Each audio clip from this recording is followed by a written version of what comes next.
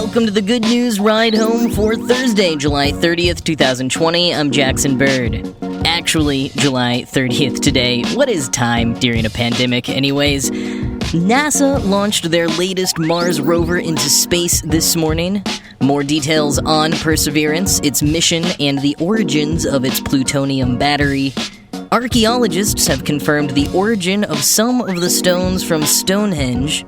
A few studies are showing that masks protect the wearer as well as others, plus some bathroom humor-tinged mask science. And the startup creating clean water out of thin air for the Navajo Nation. Here are some of the cool things from the news today. NASA's Perseverance rover launched this morning from Cape Canaveral, Florida, on its way to Mars. It's expected to end its 300 million-mile journey around February 18th, 2021, landing on the Jezero crater, a 28-mile-wide ancient Martian lakebed just north of the planet's equator. Perseverance, a six-wheeled, 2,200-pound rover roughly the size of an SUV, is primarily on a mission to find evidence of life on Mars that may have existed about 3.8 billion years ago. And it'll do this by searching for ancient microbes and also by drilling samples from Mars's surface and leaving those samples at strategic points around the planet to be picked up on a future mission, since Perseverance cannot return them to Earth itself. That follow-up collection mission could be at least a decade away, however. And another cool feature of this mission, Perseverance is decked out with a microphone that will enable us to hear what Mars sounds like. The 15mm microphone's primary purpose is to identify types of rocks based on the sounds that they make when Perseverance shoots them with a laser. But of course, it will have the added benefit of being super freaking cool. Though, as Mashable points out, even though we'll likely hear things like the whoosh of wind and swirling dust devils, they won't sound like their analogs here on Earth because, quote, the Martian atmosphere is much thinner than Earth's. And it's also composed largely of a different gas, carbon dioxide. Earth's atmosphere is mostly nitrogen and oxygen. A thinner atmosphere means sound has less of a medium to pass through. Space and the moon, places with no atmosphere, are soundless. So Martian sounds will be quieter and won't travel nearly as far as those on Earth. A scream on Earth traveling over a kilometer would journey only some 16 yards on Mars, end quote. And the pitch will also be altered. Because sound speed is slower, sounds will be a lower pitch. Quote, a higher-pitched zap or pop that we expect to hear on Earth will sound more like the lower tones of the toms on a drum set, end quote. In addition to the microphone, some other items on Perseverance's cargo include, quoting The Verge, a tiny helicopter, which could become the first human-made vehicle to take flight on another world. 5 pieces of NASA's future spacesuits are also hitching a ride to test out their durability on Mars. Engineers also packed fragments of a known Martian meteorite into the rover, sending a small piece of Mars back home, and 3 microchips filled with nearly 11 million names are on their way to Mars too, part of NASA's Send Your Name to Mars campaign, end quote. Perseverance is, quoting the Wall Street Journal, the most complex off-world vehicle NASA has ever launched, end quote. And likewise, it needs to pack a punch, which is part of why Perseverance is the first ever to be powered entirely by American plutonium, specifically plutonium-238. Quoting Wired, at the heart of Perseverance is a small nuclear battery, the size of a beer keg, called a radioisotope thermoelectric generator, or RTG. Unlike the nuclear reactors that create electricity on Earth, RTGs don't have to initiate or sustain a fission reaction to generate power. They don't even have any moving parts. Instead, they passively harvest the natural heat produced by the decay of the plutonium-238 and convert it into electricity. They can reliably provide energy and heat to a spacecraft for decades. The 2 plutonium-powered Voyager probes launched in the late 1970s are still transmitting from interstellar space, and have been NASA's go-to power source for more than 24 deep space missions, end quote. Curiosity was the first Mars rover to use nuclear energy. Sojourner, Spirit, and Opportunity all used solar. But even then, the U.S. stockpile was dwindling due to the U.S.'s adherence to disarmament protocols in the 1980s to stop producing all forms of plutonium. So the plutonium in Curiosity came from Russia. Even though plutonium-238 isn't used in nuclear weapons, like plutonium-239 is, the idea of borrowing plutonium from Russia is still a risky geopolitical move. So in 2011, the US started making its own plutonium again, with NASA footing the entire bill after legislators denied the request to split the bill with the Department of Energy. Oak Ridge National Laboratory in Tennessee leads the initiative, although it takes the efforts of both the Idaho National Lab and Los Alamos National Laboratory to complete the process.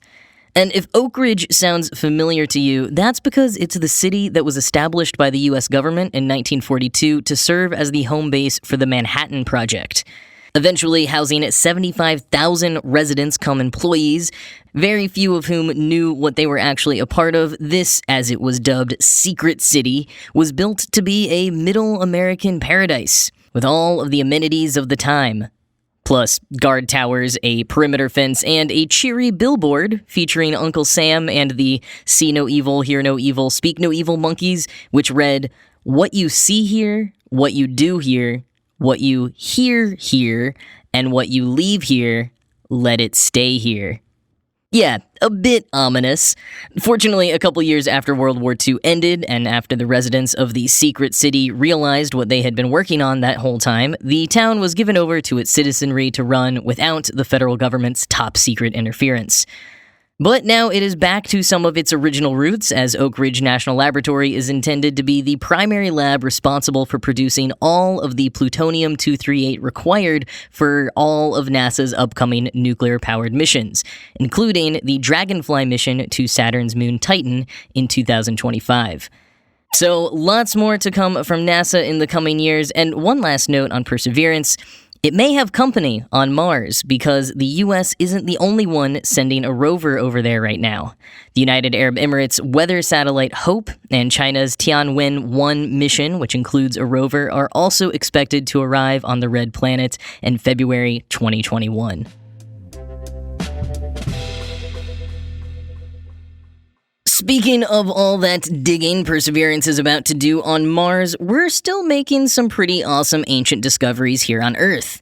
Archeologists have apparently found the source of the Stonehenge sarsen stones. Quoting Reuters, geochemical testing indicates that 50 of Stonehenge's 52 pale gray sandstone megaliths, known as sarsens, share a common origin about 15 miles or 25 kilometers away at a site called Westwoods on the edge of Wiltshire's Marlborough Downs, researchers said on Wednesday.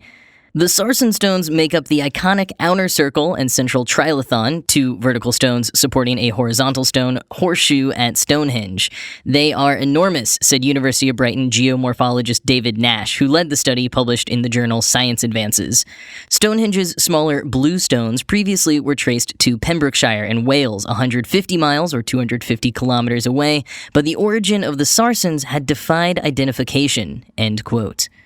While centuries of researchers have believed that the larger sarsens did indeed come from Marlborough Downs because it's a nearby area with the largest concentration of sarsen in the United Kingdom, there was no definitive proof, and many harbored at least a bit of skepticism due to the fact that the Neolithic people, as demonstrated by the Welsh bluestones, had a curious and wide-reaching supply network. But in 2018, Robert Phillips, a man who had worked on the restoration of Stonehenge in 1958, came forward with a stone core that had been drilled out to insert a metal rod into one of the sarsens. The cores of the stones had gone missing immediately after being drilled out, but it seems that Phillips had at least some sort of permission to take it when he did. And this sample enabled researchers to cross-check with boulders in Marlborough Downs and confirm what had been suspected for nearly 500 years, that the sarsens did originate from just 15 miles away. The testing confirmed the origin of 50 of the 52 surviving sarsens at Stonehenge, but as for the origins of the other two, archaeologist David Nash said, quote, "We will probably never know."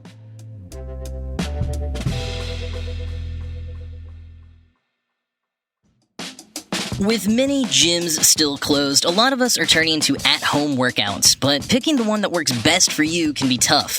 Beachbody wants to take the stress out of working out by offering hundreds of fun, simple, and affordable programs that you can access from the comfort of your own home with Beachbody On Demand. Beachbody On Demand is suited for anybody at any time. You can stream them from your computer, Apple TV, Chromecast, and more. Some workouts are just 10 minutes, and you don't need any expensive extra equipment. Personally, I have enjoyed starting my day with their morning Meltdown 100 so that I can get an intense workout in before my day has even begun. But there are hundreds of effective workouts for all fitness levels, ranging from bodybuilding to weight training to cardio hit to yoga and even dance workouts. You can get started today and stay fit even while staying home. And for extra motivation, listeners of the Good News Ride Home can try Beachbody On Demand absolutely free. Yep, listeners to this podcast can get a special free trial membership when you text Good News to 303030. You'll get full access to this entire platform for free. All the workouts, the nutrition information, and support totally free. Just text Good News to 303030. We've all been hearing it for months. Unless you are wearing a properly fitted N95 mask, the wearing of a mask is more to protect other people than yourself. But more studies are coming out that suggest even the homemade cloth face coverings popular here in the US may actually protect the wearer as well, or at least lessen the viral load. Quoting the New York Times, "Different kinds of masks block virus to a different degree, but they all block the virus from getting in," said Dr. Monica Gandhi, an infectious disease physician at the University of California, San Francisco. "If any virus particles do breach these barriers," she said, "the disease might still be milder." Dr. Gandhi and her colleagues make this argument in a new paper slated to be published in the Journal of General Internal Medicine.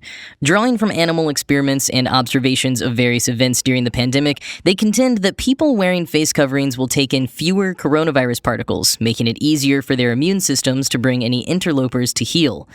Dr. Sion Firu, an emergency physician at Columbia University who wasn't involved in the work, cautioned that the links between masking and milder disease haven't yet been proved as cause and effect. Even so, the new paper reiterates what we say about masks, she said. "It's not just a selfless act," end quote. The idea that the amount of disease you're exposed to can determine how bad your outcomes will be is not new. Various studies have been done on various diseases since the early 20th century. A study from 2014 in which human subjects who had flu viruses puffed up their noses showed that those with more virus in the puff were more likely to get infected and be symptomatic. And quoting the New York Times again, "That sort of experiment can't be done ethically for the new coronavirus, given how dangerous it is, but earlier this year, a team of researchers in China tried something similar in hamsters. They housed coronavirus-infected and healthy animals in adjoining cages, some of which were separated by buffers made of surgical masks. Many of the healthy hamsters behind the partitions never got infected, and the unlucky animals who did got less sick than their maskless neighbors.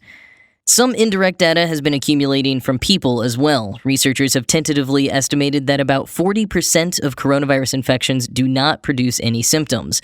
But when some people wear masks, the proportion of asymptomatic cases seems to skyrocket, reportedly surpassing 90% during one outbreak at a seafood plant in Oregon. Wearing a face covering doesn't make people impervious to infection, but these trends of asymptomatic cases could suggest that masks lead to milder disease, potentially reducing hospitalizations and deaths, end quote. Dr. Gandhi also points to the case of the Diamond Princess cruise ship versus another cruise ship which left from Argentina in March. On the Diamond Princess, which was before people were wearing masks, 80% of infected passengers experienced symptoms. On the other ship, which issued surgical masks to anyone who had a fever, the number of symptomatic cases was less than 20%. Still, these studies are just preliminary, and there are a confluence of other mitigating factors, but even the researchers who acknowledge that contend that wearing masks is a necessary part of good pandemic hygiene, in addition to hand washing and social distancing.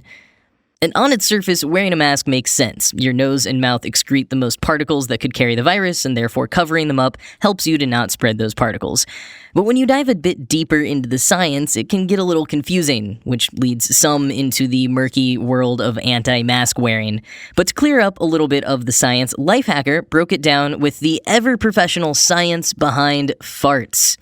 That is, if you can smell a fart through a mask, does that mean virus particles can penetrate a mask too? So first of all, a lot of us are working with different mask materials and designs, but broadly speaking, quote, a recent paper on cloth masks found that various fabrics blocked anywhere between 5 and 80% of particles smaller than 300 nanometers. For larger particles, bigger than 300 nanometers, some fabrics worked better than others, blocking a range of between 5% to 95% of particles. Once you combine a few layers of fabric, though, the filtration efficiencies go way up. They found several combinations that filtered over 80% of the smaller particles and over 90% of the larger ones. End quote.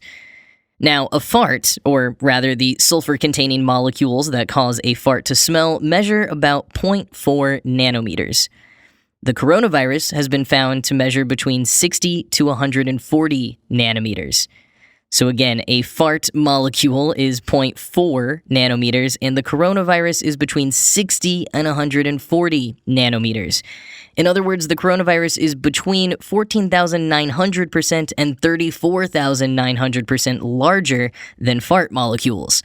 Now, of course, coronavirus is known to travel on respiratory droplets, but those are much larger. Coughs usually produce droplets about 1,000 nanometers in size, and sneezes produce droplets 100,000 nanometers large. But there's also been concern about coronavirus traveling on aerosolized droplets, which are typically considered to be small droplets under 5,000 nanometers. Remember, the cloth mask study found that most fabrics blocked out particles larger than 300 nanometers, so 5,000 nanometers doesn't quite seem to be a big deal. But if you want to see all of this visualized, in a way, you should check out the video made by YouTube creator Uncle Rob, who hooked up a propane torch in front of a mannequin and stuck some starter fluid spray into another mannequin head, which he called his coronavirus gun, and shot the starter spray at various distances both with and without a mask on the mannequin to show how effective masks and distancing are. His YouTube video has yet to be peer-reviewed, but I think it still gets the point across. Link in the show notes. Ending today with some good news out of the Navajo Nation. At times this year, the Navajo Nation has had the highest COVID-19 infection rate per capita in the United States. And there are many reasons for this, but one is the lack of access to clean, running water in many Navajo households.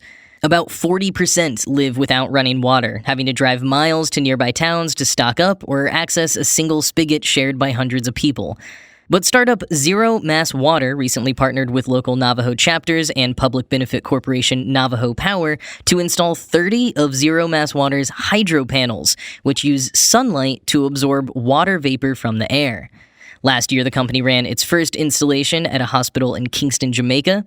And quoting Fast Company, the company's product, called Source, use a material science approach that absorbs water from the atmosphere passively, says Cody Friesen, CEO of Zero Mass Water, who is also an engineering professor at Arizona State University. Nanomaterials inside each panel absorb vapor from the air, and then solar power pushes the water into a reservoir where minerals are added for taste. Then the water can be sent by pipe to taps inside. End quote. Each Source hydro panel can make up to 3 to 5 liters of water a day and store 30 liters of water, crucial for when overcast days limit production, and the panels themselves last for 15 years. To outfit all Navajo homes in need with Source hydro panels would require $40 to $70 million. But the Navajo Nation received $714 million from the CARES Act, and getting access to running water for hygiene purposes would absolutely fall under relevant spending of that. Jerry Williams, president of the Lecce chapter of the Navajo Nation, was skeptical at first, but now wants to get the technology in as many of the chapters and communities as possible. He said, quote, I'm hoping that each of the 110 chapters can at least utilize some of this equipment. I know there's a lot of people that live off the grid, that live 6, 7, 10 miles off the main water line. I know that there is need. End quote.